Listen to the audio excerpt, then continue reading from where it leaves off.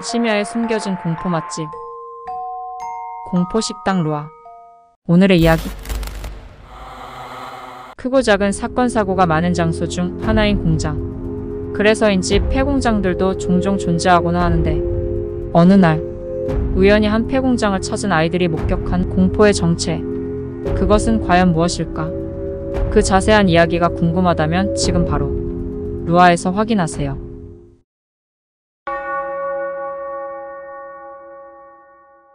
안녕하세요.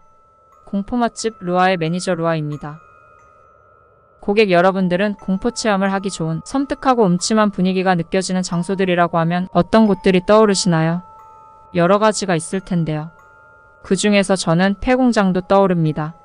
아무래도 앞서 말했듯이 다른 곳들보다 크고 작은 다양한 사고들이 많은 이유로 괴담이 많이 존재하는 곳 중 하나이기 때문이죠. 오늘의 주제는 이처럼 어느 미신 공장에서 일어난 괴담인데요.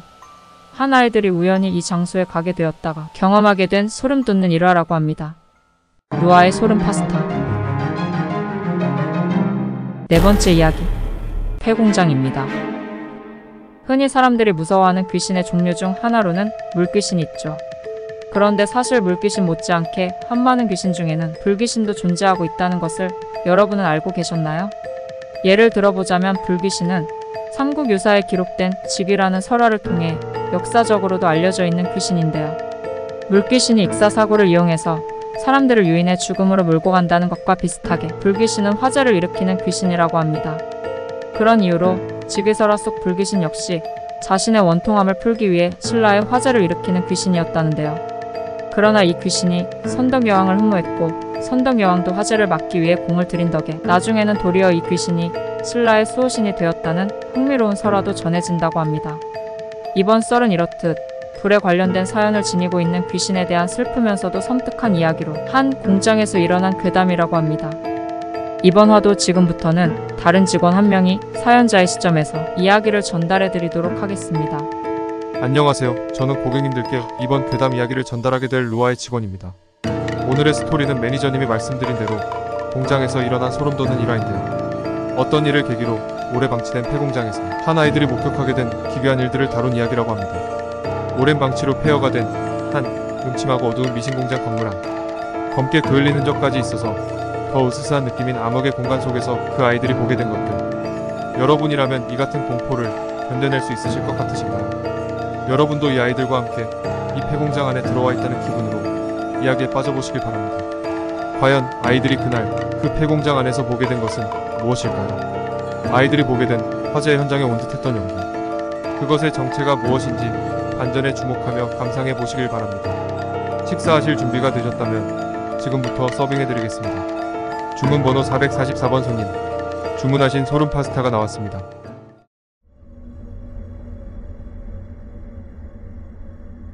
안녕하세요. 이 이야기는 제가 사는 동네 옆에 있던 한 폐공장에서 있었던 일입니다. 이 공장은 본래 옛날에 운영 중이던 미신 공장이었다고 합니다.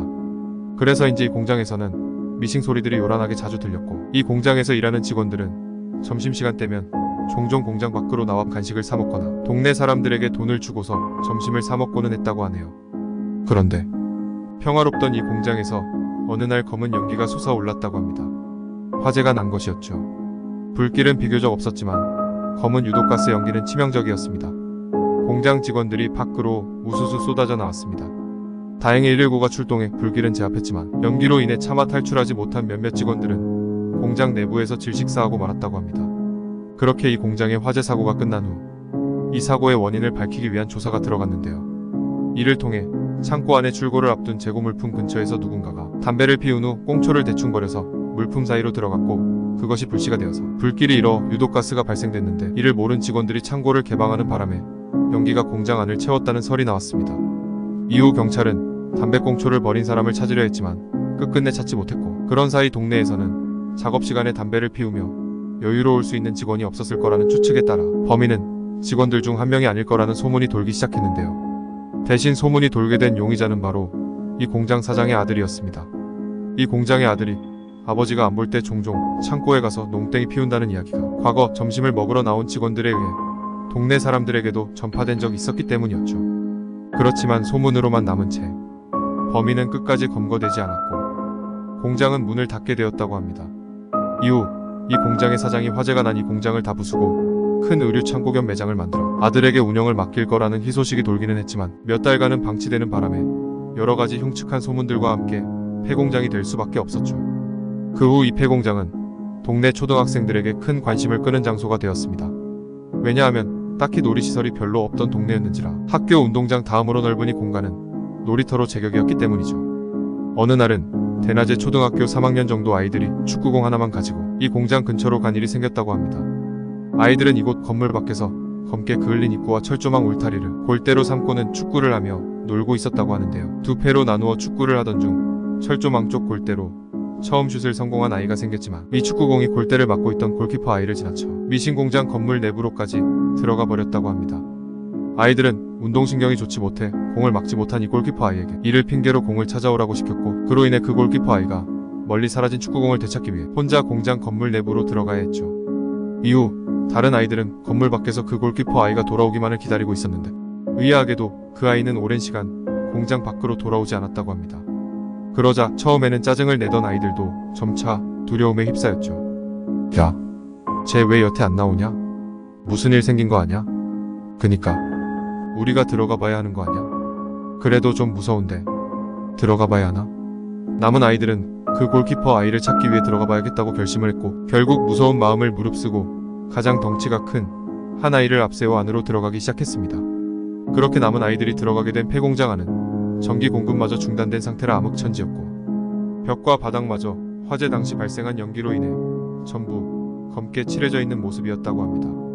그리고 어둠 속에서 아이들이 긴장하며 일렬로 걸어가다 보니 찾고 있던 혼자 앉아있는 골키퍼 아이가 보였다고 하는데요. 그 골키퍼 아이는 땅에 떨어져 있는 공을 짚고 가만히 앉아 있었다고 합니다. 그래서 덩치 큰 아이가 그 골키퍼 아이에게 다가가 물었습니다. 너 거기서 뭐해? 공 찾았으면 나오지 왜 거기서 그러고 있어? 그러나 골키퍼 아이는 대답이 없었고 계속된 다른 아이의 추궁에도 미동 하나 없었습니다. 이후에도 골키퍼 아이는 여전히 반응이 없었고 벽과 바닥 모두 검게 그을러져 있어 분간도 할 수 없는 암흑의 공간 속에서 아이들은 결국 분위기에 압도당해 겁에 질려서 그곳을 빠져나가려고 도망쳤다고 합니다. 그러나 그중 덩치 큰 아이는 유일하게 달아나지 않고 이곳에 홀로 남게 되었고, 무서움에도 불구하고 이게 다 저 골키퍼 아이 때문에 일어난 상황이란 생각에 화가 나서 씩씩거리며 그 골키퍼 아이에게 다가갔다고 합니다. 야, 나오라니까. 그러면서 덩치 큰 아이는 억지로 그 골키퍼 아이를 이끌고 공장 밖에까지 끌고 나왔다고 합니다. 그렇게 공장 밖으로 빠져나와 안심을 하고 있는데 그 골키퍼 아이는 여전히 아까와 비슷하게 넋이 나간 표정으로 땅바닥만 바라보고 있었습니다. 그때 다른 아이들이 그 골키퍼 아이에게 물었습니다. 야, 너 축구공은 어딨어? 그러네. 뭐야? 축구공은 왜 안 갖고 나왔어? 이상했습니다. 아까 골키퍼 아이를 끌고 나올 때 덩치 큰 아이는 분명 그 골키퍼 아이가 손에 축구공 같은 걸 들고 있는 것을 봤는데 폐공장 밖으로 나와보니 빈손이었으니까요. 덩치 큰 아이가 황당해서 골키퍼 아이에게 캐물었습니다. 뭐야 너? 아까 공 들고 있었잖아. 어떻게 된 거야? 올 때 떨어뜨리기라도 한 거야? 그랬더니 곧 그 골키퍼 아이가 불안한 표정으로 대답했습니다. 그거 공 아니었어. 뭐? 공 찾으러 들어가니까 아니 너무 깜깜한 거야. 그래서 더 공 찾기가 어려웠는데 그냥 이 상황에 한번 적응해보려고 어둠 속에서 서서 기다리고 있었어. 그러다가 조금 시간 지나니까 어떤 그림자 윤곽 같은 게 보이는 거야. 그래서 이제 찾을 수 있겠다 싶어서 주변을 둘러봤는데 미신기계들 사이로 무언가가 통통 튀고 있는 거야. 그걸 보고 동그랗게 생긴 게 축구공이다 싶어서 내가 두 손으로 딱 집었는데, 아이들은 여기까지 이야기를 듣는데 무언가 이상하다는 느낌을 받았습니다. 아무리 초등학생이라고 할지라도 누군가가 축구공으로 리프팅을 하지 않는 이상 아무도 없는 곳에서 공이 저렇게 오랫동안 튕기고 있을 수는 없다는 걸 알기 때문이었죠. 그 순간 그 골키퍼 아이가 말했습니다. 머리였어. 그러면서 그 골키퍼 아이가 검게 그을린 두 손을 들어 올리자 긴 생머리카락이 있었다고 합니다. 아이들은 이에 비명을 지르며 도망갔고 덩치 큰 아이도 도망을 가다 잠시 고개를 돌려 공장 입구 쪽을 바라봤다는데요. 그러자 공장 입구에서 검은 연기가 스멀스멀 퍼져나오는 게 보였다고 합니다. 그런데 검은 연기인 줄 알았던 그것은 연기가 아니었다고 합니다. 그것은 바로 검게 그을린 머리의 주인공인 귀신이 밖으로 머리카락과 손을 뻗으며 흔들고 있는 모습이었다고 하네요. 그 모습에 덩치 큰 아이마저 겁에 질려서 골키퍼 아이를 두고 집으로 도망쳐왔고, 그 골키퍼 아이는 쓰러져 있는 채로 저녁 무렵이 되어서야 폐공장에 찾아온 부모님에게 발견되어 귀가 조치되었다고 합니다. 이곳에서 이런 섬뜩하고 기괴한 일이 벌어진 뒤 동네 초등학교에서는 아이들을 이 폐공장에 절대 가지 못하도록 하라는 가정통신문이 나오기 시작했고, 몇 달 후 이 공장은 허물어진 뒤 계획대로 의류 매장이 새로 지어졌다고 하는데요. 그러나 어느 날 이 의류 매장에서 공장 사장 아들이 각혈을 하며 쓰러져 죽었다고 합니다. 쌓이는 폐암이었고 동네 사람들은 이를 계기로 과거의 추측대로 그 미신 공장 사장의 아들이 화재를 낸 범인임을 확신하게 되었다고 하네요. 어쩌면 그날 그 폐공장에서 골키퍼 아이가 축구공인 줄 알고 들었던 그 머리는 과거 미신 공장에서 화재 사고로 인해 억울하게 죽어가야만 했을 직원 중 한 명이 아니었을까요? 그리고 그 한이 여태까지 남아 자신이 일했던 공장에서 머무르며 자신을 죽게 만든 장본인인 공장 사장의 아들을 응징하고 싶었던 것은 아닐까요? 여기까지 루아의 소름 파스타 네 번째 이야기 폐공장이었습니다. 여러분 모두 소름 끼치는 식사 되셨나요? 어떠셨나요? 저는 이번 편에서 가장 무서웠던 것은 역시나 축구공인 줄 알고 들고 왔던 게 사실은 귀신의 머리였다는 부분이었습니다. 소름이 쫙 끼쳐서 몇 초간 벙쪘던 것 같아요. 그리고 이번 편은 무엇보다 공장에서 화재 사고로 인해 죽음을 맞이했어야만 했을 귀신의 사연이 너무나 안타깝고 슬펐습니다. 또한 많은 혼들을 죽게 만든 공장 사장 아들에 대해서도 화가 나기도 했는데요. 다행히 인과응보로 결말이 맺어져 만족스러운 썰이었던 것 같습니다. 그럼 저는 다음에도 간담이 서늘해지는 면발과 짜릿한 양념이 어우러진 소름맛 파스타로 고객 여러분을 찾아뵙겠습니다. 공포 맛집 루아에서 소름 돋는 디너를 즐겨보세요.